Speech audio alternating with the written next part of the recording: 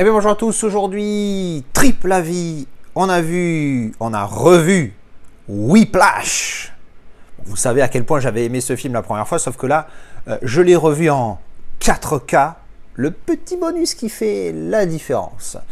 On a vu les éternels Eternals, bonne traduction, bonne adaptation, bravo les gars, et Saving Mrs. Banks, Mr. Banks, pardon.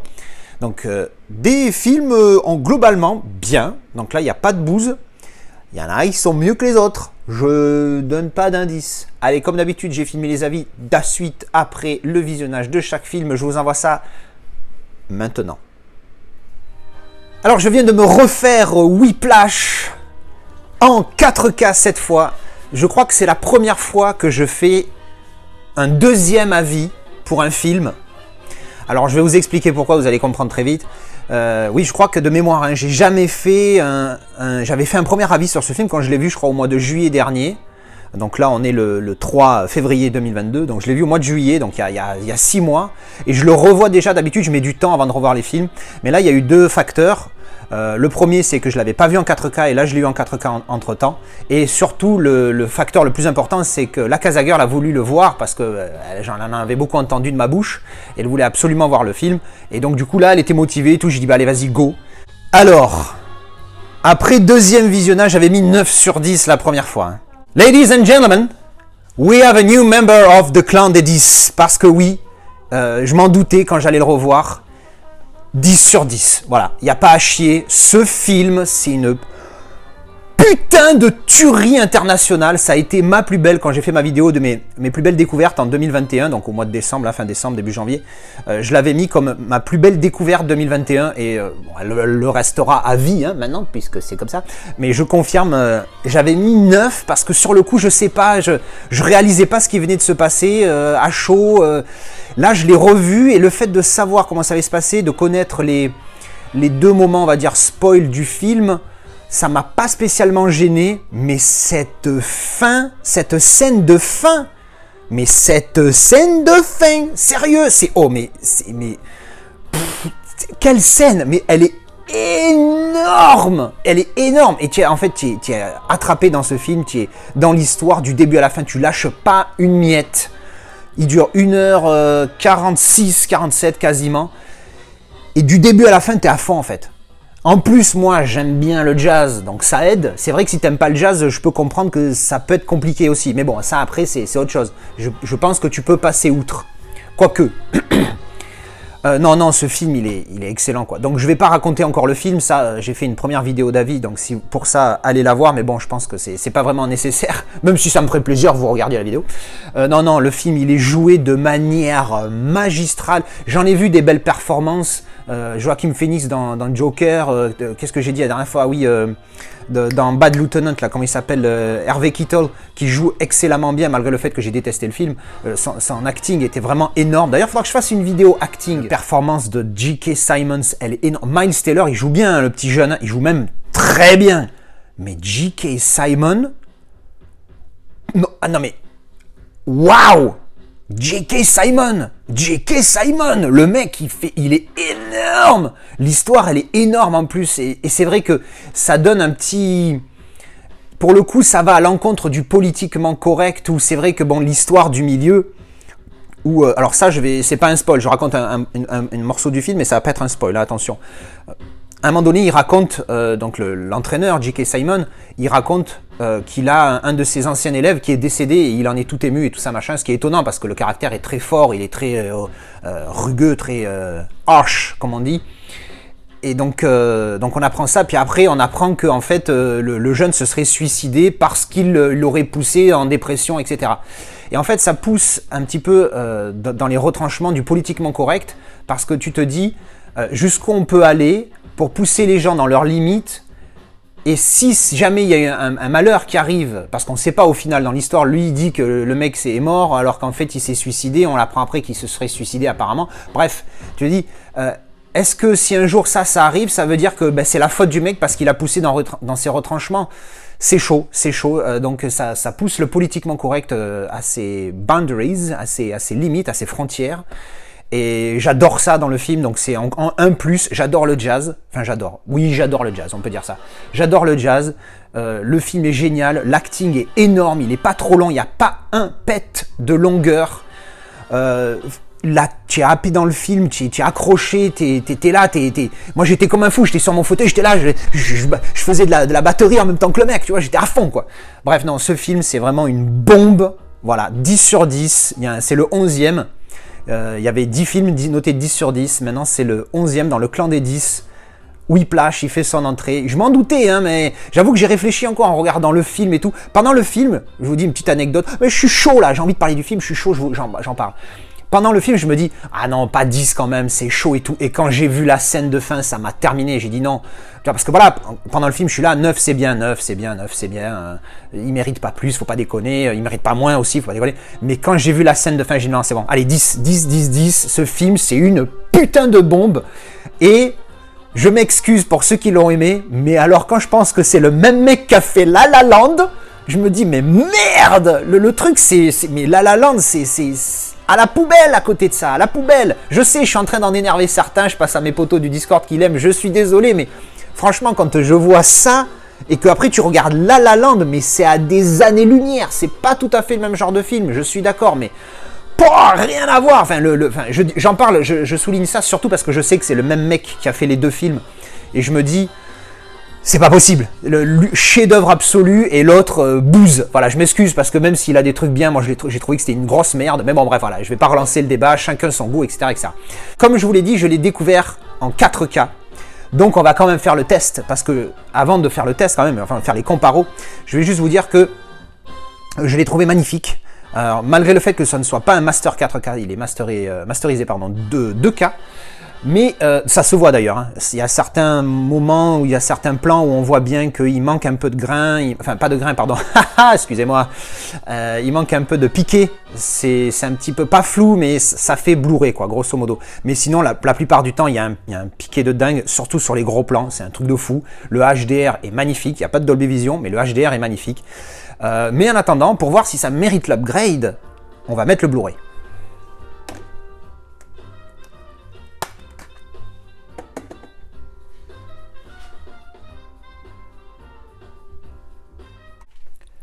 Alors comme d'habitude, j'ai mis le Blu-ray, remis le 4K, remis le Blu-ray, remis le 4K, blablabla. Du coup là j'ai sorti le disque par réflexe.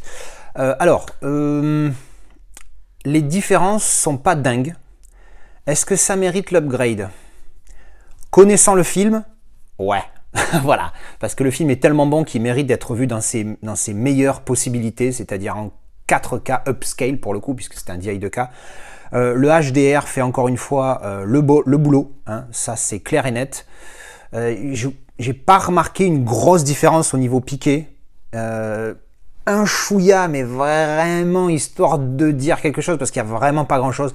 Encore une fois, le HDR fait son travail, et j'avoue que le HDR il fait bien son travail. C'est-à-dire que non seulement il le fait bien comme il peut le faire sur d'autres films, mais là il le fait tellement bien que je pense que ça peut mériter l'upgrade. Si vous êtes juste amateur du film sans plus, ça mérite quand même, je pense, l'upgrade, parce que le HDR est vraiment très très propre sur ce film. Il améliore le rendu visuel du film, hein, ça il n'y a pas à chier. Après, si vous êtes fan du film, de toute façon vous l'avez déjà en 4K, parce que voilà. Si vous n'êtes pas fan du film, je pense que le Blu-ray suffira, parce que le Blu-ray est bon aussi, pas dingue, mais il est bon. Le Blu-ray, je mettrai de ce que j'ai vu, hein, encore une fois, je vois les premières secondes de chaque chapitre plusieurs fois, comme ça je m'habitue l'œil sur ce que je vois pour faire mes comparatifs.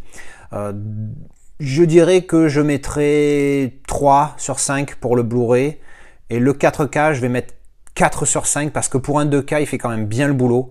4 sur 5, c'est quand même une bonne note pour un 4K qui n'est pas DI 4K. Il fait bien le boulot, donc je mettrai 4 sur 5 pour le 4K. Voilà, donc juste pour vous dire que la Casa Girl l'a découvert, ce film. Eh bien, alors c'est pas qu'elle a pas aimé, mais elle a trouvé le film bof. Trop de hype. Ouais, bah du coup, j'ose même pas vous dire la note qu'elle a mise. Qu'elle a mise pour ce film. J'ai honte. Je vais même pas vous la dire. C'est moins que 8. Voilà, je vous dis pas plus, parce qu'après vous allez deviner la note. Mais elle a mis moins que 8. Bon, elle a mis 6, voilà. Elle a mis 6 parce que bof. Voilà. Et, comment bof? Bon, donc voilà, hein, ça peut pas plaire à tout le monde. En tout cas, moi, je trouve que c'est une bombe. Il rentre, c'est le 11e film qui rentre dans le clan des 10, hein, le clan des 10 sur 10. Parce que voilà, ce film, quand tu regardes le film, tu dis 9, et puis quand tu vois la fin, tu mets 10. Voilà, c'est parce que c'est génial. Voilà, moi, je me suis régalé une deuxième fois. C'est rare, c'est la première fois que je fais une deuxième vidéo d'avis pour un film, et c'est la première fois que je passe, je crois, la note de 9 à 10. Aussi rapidement, et c'est aussi la première fois que je re-regarde un film que j'ai déjà vu il y a moins d'1 an. Donc pour vous dire à quel point la folie, quoi. Voilà, bref, je crois que je vous l'ai bien vendu à tes souhaits. Voilà, ça c'était mon avis pour The Great Whiplash. Alors on vient juste de terminer Saving Mr. Banks, je crois qu'on prononce. Alors pour ceux qui connaissent pas du tout, bon désolé, j'ai fait un cut parce qu'il y avait en fait un texte qui déroulait pendant le générique. Bref, alors pour ceux qui ne connaissent pas du tout, je recommande fortement de regarder ce film uniquement si vous avez vu le Disney de Mary Poppins. Autrement, c'est un spoil de dingue. Et puis aussi, vous n'allez pas comprendre certaines références, donc il vaut mieux voir Mary Poppins d'abord, si vous ne l'avez jamais vu. Sinon, et si vous en rappelez suffisamment, vous pouvez enchaîner avec celui-ci. Grosso modo, c'est l'histoire de l'auteur de Mary Poppins, donc qui est Madame... comment ça s'appelle? Travers, voilà. Mrs. Travers. Donc l'auteur de Mary Poppins, qui avait donc un caractère assez tranché et, pour dire le terme exact, chiant. Elle était chiante, mais évidemment, quand tu vois un film dans ce genre-là, tu t'attends à ce qu'elle change. Et donc c'est l'histoire de sa vie d'après. Alors après, est-ce que c'est tiré de faits réels? Je ne sais, probablement, mais est-ce que c'est vraiment... Parce qu'il y a marqué Real Story Began, bon... Je sais pas si c'est vraiment... je sais pas si c'est vrai, elle était vraiment comme ça et si elle est vraiment devenue comme elle est devenue à la fin du film ou pas. Je ne sais pas trop, je peux pas dire. Mais grosso modo, voilà, c'est l'histoire donc de l'auteur de Mary Poppins qui donc on la voit grandir, mais par épisode. Il y a un coup dans le présent, dans l'histoire du film qui se passe au début des années 60, et l'histoire dans le passé qui se passe au début du siècle, dans les années 1900. Où elle était enfant, et elle avait une relation particulière avec son père qui était très jovial, mais qui était très alcoolisé aussi. Bref, et donc c'est comment elle a retranscrit sa vie dans l'histoire de Mary Poppins, et comment elle a, entre guillemets, vendu le truc à Walt Disney, parce qu'au départ c'est même Walt Disney, il faudrait plutôt dire que c'est Walt Disney qui voulait l'acheter à elle, plutôt que l'inverse, parce qu'elle, au départ, elle voulait pas, et il paraît que ça a duré 20 ans entre la publication du livre et le moment où ils ont sorti le film. Il s'est passé 20 années où le Walt Disney voulait acheter les droits à donc Pamela Travers. Donc voilà, ça c'est l'histoire du film. Alors j'avais bien aimé, je l'avais déjà vu, j'avais mis 7 sur 10. Donc là, on l'a revu maintenant parce que la Casa Girl l'avait pas vu. Donc moi, je vais rester sur mon 7. C'est pas un gros 7, mais c'est beaucoup mieux qu'un 6. Donc je vais mettre 7. C'est bien joué, il y a de l'émotion, tu t'attaches au personnage. Après, bon, le côté Walt Disney qui veut, dans tous les cas, récupérer les droits du film, on peut sentir un côté intéressé parce qu'évidemment, il y a un intérêt financier aussi. Hein, faut pas le nier, faut pas être. C'est pas le monde des bisounours. Mais c'est vrai qu'il y a un petit côté aussi humain qui est assez intéressant, mais bon, voilà. Si on met de côté l'aspect financier, on peut penser au côté émotionnel qui est vraiment intéressant dans ce film, le côté humain. Donc voilà, ça c'est le film, moi j'ai bien aimé. Qu'est-ce qu'elle en a pensé, la Casa Girl? C'était sympa. C'était sympa, la note? 6. La note 6, voilà. Bon, elle a mis 6 à Whiplash. Voilà, je dis ça, je dis rien. Bon, comment? Je dis rien. Voilà, je dis rien. Voilà, donc ça c'était sur le film. Alors après la qualité, pas dingue, mais correct. Pour un Blu-ray, il n'est pas exceptionnel, il m'a pas arraché les yeux tellement c'était beau, il était juste correct. Voilà, 3 sur 5, RAS, tout va bien. Un bon film que je vous recommande, Saving Mr. Banks. Alors je viens juste de terminer Eternals.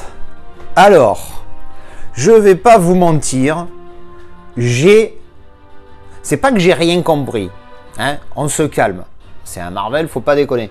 Mais j'avoue que j'ai manqué 2-3 trucs et je vais remercier tout de suite les poteaux du Discord qui m'ont sauvé la vie parce que sinon j'allais vraiment avoir l'air d'une tâche dans cette review. Donc Crybaby et Chucky, c'est ceux qui m'ont aidé dans le Discord. Merci les mecs, parce que franchement, là, il y avait un truc que j'avais pas compris là. J'avais pas compris là, titanium, titanus, titatus, je sais plus comment il s'appelle. J'allais dire, mais j'avoue, hein, je suis honnête, hein, je passe pour un con, je dis, c'est qui celui-là? J'ai pas compris. Donc il a fallu on m'explique et tout. Donc bon, alors, maintenant j'ai compris, hein, tout va bien. C'est juste en fait, j'avais bugué, j'ai dit, mais pourquoi ils font ce qu'ils font? Parce que je vais pas spoiler. Il y a ce titanium là, titanus, tipralatus, je sais pas quoi. Tiamut le nom. Tiamut, je vais y arriver. Tiamut. À chaque fois que je comprenais pas quand il le prononçait, j'ai dit mais qu'est-ce qu'ils disent, tatamut, titamut, je sais pas quoi. Alors j'ai mis les sous-titres, je vois marqué Tiamut, je dis ok Tiamut, mais à chaque fois qu'ils l'ont répété, j'avais le nom, il me sortait de la tête. Bref, ah non, à la con encore.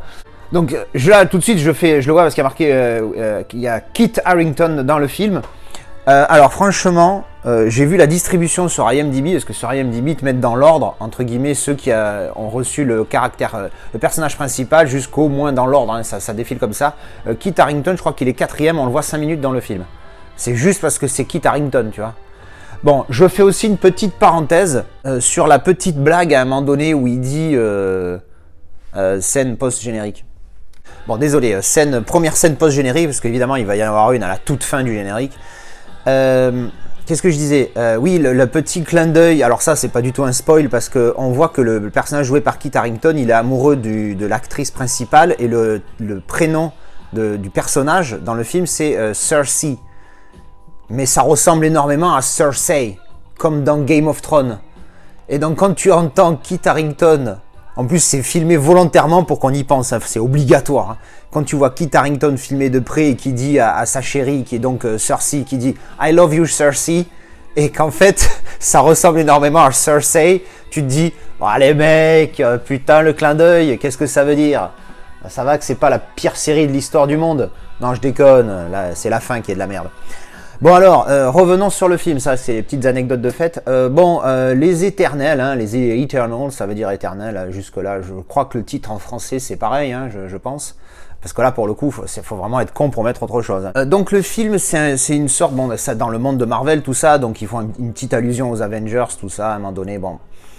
Donc c'est on va dire, c'est des sortes de célestes, des dieux, quoi, hein, des sortes de dieux qui sont là depuis des millénaires, pour aider l'humanité, je sais plus quoi, un truc comme ça. Bon, ça c'est pas spécialement important. C'est comment ils vont interagir à ce moment-là quand leur chef va vouloir créer quelque chose qui va détruire la Terre. Voilà, grosso modo. J'aime bien l'idée, hein, c'est pas nul, mais j'avoue que moyen quoi. Hein. J'ai pas. Il n'y a aucun personnage qui m'a fait s'attacher à lui déjà, premièrement. J'arrive pas à l'expliquer. Il y a un truc qui fait que t'accroches pas au personnage, bordel. C'est dingue. Alors après, j'aime bien leur pouvoir, tout ça, mais il y a des fois, tu dis, c'est vraiment limite au niveau scénario. Je sais pas. Non, je vais le garder. Alors pas le 4K, à moins que j'ai pas encore fait le comparo. Je pense que je vais garder juste le Blu-ray. Je vais rendre le style avec le 4K. Franchement, j'ai pas accroché quoi, franchement, hein, c'est, voilà. La note, j'hésite, là je vous parle, je vous raconte ma vie, j'hésite entre 5 et 6, je pense que je vais mettre 5 parce que je suis, on va dire, quand même un petit peu déçu, je m'attendais à un peu mieux, c'est pas nul encore une fois, voilà, mais je sais pas, il y a un truc qui manque, qui a fait que j'ai pas accroché au truc, enfin... Ah là, c'est difficile à expliquer, hein. Je m'en excuse, hein, un petit avis de merde, histoire de changer. Voilà, bon bah écoutez, j'ai pas trouvé ça dingos, mais c'est bien, voilà, il est sympa. Je pense que je vais garder le Blu-ray, enfin bref, au lieu de me poser la question, je vais attendre le dernière scène post-générique, je vais même faire avance rapide, et je vais mettre le Blu-ray pour faire le petit comparo. Alors avant de faire le comparatif, bien évidemment, mon avis sur le 4K, là je viens d'insérer le Blu-ray, mon avis sur le 4K, il est excellent. Il est. J'attends le comparo en fait, c'est ça qui m'inquiète un peu, je me méfie toujours. Il est, au niveau du piqué, il est nickel, RAS au niveau du piqué. Au niveau de la colorimétrie, je l'ai trouvé sombre, encore une fois, c'est cette impression que j'ai. Je pense que le Blu-ray va être plus brillant, plus chatoyant encore une fois. Donc j'attends de voir, hein. Je viens de mettre le Blu-ray, je vous dis, le 4K au niveau du piqué, il est dingue, c'est vraiment une folie. J'attends de voir ce que donne donc le Blu-ray, je vous dis ça tout de suite. Alors comme d'habitude, on est passé du 4K au Blu-ray, du Blu-ray au 4K, etc. etc. Là du coup, j'ai laissé tourner le 4K. Alors si vous, pour une raison quelconque, vous n'avez que le Blu-ray, parce que comme ils viennent de sortir, financièrement parlant, il vaut mieux acheter direct le 4K. Hein, pour 5 € de plus, je crois que vous avez le 4K. Je dirais gardez le Blu-ray si vous l'avez chopé pour une raison X ou Y, ou si vous intéresse mais sans plus et que vous avez quelqu'un qui va faire ce que je fais, mais l'inverse. C'est-à-dire que moi je vais garder le Blu-ray et vendre le 4K. Si quelqu'un garde le 4K et vend le Blu-ray, ça suffira largement. Comme d'habitude, j'ai cette petite impression il est plus lumineux. C'est ça le terme exact, c'est plus lumineux le Blu-ray. Mais du coup, quand il y a une scène là, entre autres, je crois que c'est le début du chapitre 3, où vraiment ça se fout sur la gueule. Et c'est vrai qu'il est plus lumineux le Blu-ray, mais du coup le 4K en étant un petit peu plus entre guillemets sombre, je sais pas s'il y a un terme exact pour ça, il a un chouïa plus sombre, mais du coup plus réaliste. Et avec l'aide du HDR, bien évidemment, ça amène à un truc de fou. Le 4K est nickel. Franchement, le gap entre les deux, on voit bien que sur le Blu-ray, il y a le Master 4K qui est downgrade sur le Blu-ray parce qu'il est vraiment top, il est vraiment bon, il y a un piqué vraiment pas mal pour un Blu-ray, mais le 4K a quand même une précision qui est... voilà. Donc, est-ce que ça mérite l'upgrade? J'ai envie de dire oui, mais comme d'habitude, tout dépend de votre approche au film. Et voilà, si moi par exemple je le trouve moyen, c'est comme Black Widow. Black Widow, j'ai trouvé un gap énorme, même si le Blu-ray était très bon, j'avais trouvé un gap énorme entre le Blu-ray 2K et le Blu-ray 4K. Mais j'ai quand même revendu le 4K parce que pour moi le film, voilà, c'était pas une dinguerie, j'avais mis 6 sur 10, bon voilà. Là c'est pareil. Le gap il est pas spécialement énorme, il est moins important que sur Black Widow à mon sens. Un Black Widow ça m'avait plus marqué, mais bon attention, hein, c'est un très bon 4K. Je vais remonter ma note à 6 en fait après, tu vois, en y réfléchissant un peu plus, parce que c'est quand même sympathique, tu te distrais, l'histoire elle est sympa, voilà, c'est un gentil 6, voilà. De temps en temps, je suis gentil sur mes notes, je fais ce que je veux. Voilà, je donne un gentil 6 à ce film. Et pour le Blu-ray standard, je vais mettre 4 sur 5, voire 4, c'est presque un 5 sur 5, 4,5 sur 5 parce qu'il est vraiment très bon. Le Blu-ray 4K, je vais lui mettre aussi 4 et demi parce qu'il est vraiment très bon. Il manque rien pour être proche de la perfection. Hein. Peut-être le Dolby Vision, je sais pas s'il aurait... Parce que vraiment, le HDR fait un bon boulot. Hein. Est-ce que le Dolby Vision aura amené mieux? Certainement, mais bon, on ne saura pas. Parce que même sur IMDb, c'est marqué qu'il est Dolby Vision, mais sur le Blu-ray 4K, je n'ai pas le Dolby Vision, malheureusement. C'est comme ça. Voilà, ben ça, c'était mon avis pour Eternals. Dites-moi ce que vous en avez pensé en commentaire. Et bien voilà, c'était mes avis sur ces 3 films, comme vous avez pu le voir. Augmentation de la note et nouvel arrivant dans le clan des 10. Les films notés 10 sur 10, ils sont 11 maintenant dans le clan. Whiplash les rejoint parce que Whiplash, quoi. Quand je pense que c'est le même mec qui a fait La La Land, je m'en remettrai jamais. Ensuite, Eternals, bon ben voilà, hein, ça vaut ce que ça vaut. Et Saving Mr. Banks, qui était une bonne expérience aussi. Dites-moi si vous avez vu ces films, ce que vous en avez pensé, si vous êtes d'accord avec moi ou pas du tout. On en parle dans les commentaires. Allez, merci d'avoir regardé cette vidéo et je vous dis à la prochaine. Atchou! Dis-le si je te dérange, Lilou.